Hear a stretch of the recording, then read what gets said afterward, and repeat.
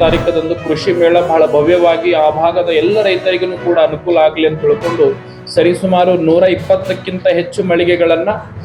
ವ್ಯವಸ್ಥಿತವಾಗಿ ಮಾಡಿದ್ದು ಎಲ್ಲ ರೈತರಿಗೂ ಕೂಡ ಅನುಕೂಲ ಆಗಲಿ ಅಂತ ತಿಳ್ಕೊಂಡು ಈ ಭವ್ಯವಾಗಿರುವಂತಹ ಕೃಷಿ ಮೇಳದ ಕಾರ್ಯಕ್ರಮವನ್ನ ನಡೆಸ್ತಾ ಇರುವಂತದ್ದು ವಿಶೇಷವಾಗಿ.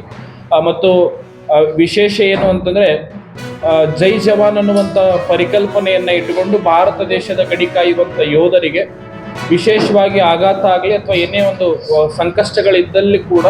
ನಮ್ಮ ನಾಡಿನೊಳಗಿರುವಂತ ಎಲ್ಲ ಯುವ ಮಿತ್ರರು ಕೂಡ ಸೇರ್ಕೊಂಡು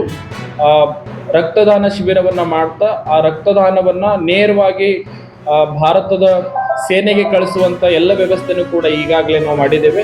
ವಿಶೇಷವಾಗಿ ಅದು ಕೂಡ ದೊಡ್ಡ ಕಾರ್ಯಕ್ರಮ 30ನೇ ತಾರೀಕದಂದು ನಡೀತದೆ. ಇನ್ನು ವಿಶೇಷವಾಗಿ 1ನೇ ತಾರೀಕದಂದು ಡಿಸೆಂಬರ್ 1ನೇ ತಾರೀಕದಂದು ಬಹಳ ಭವ್ಯವಾಗಿರುವಂತಹ ಕಾರ್ಯಕ್ರಮ.